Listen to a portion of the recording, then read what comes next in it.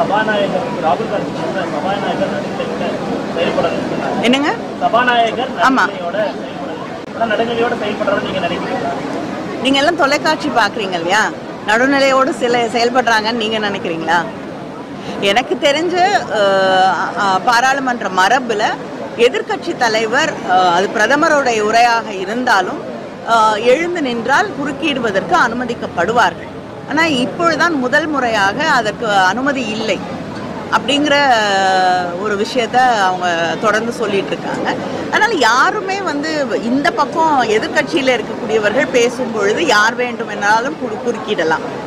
ஆனால் அங்கே ஆளுங்கட்சியில் இருக்கக்கூடியவர்கள் பேசும் பொழுது யாருக்குமே குறுக்கிடக்கூடிய உரிமை இல்லை.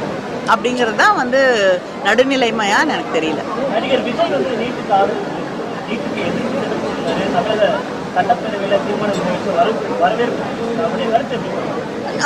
அவருடைய கருத்தை நானும் வரவேற்கிறேன்.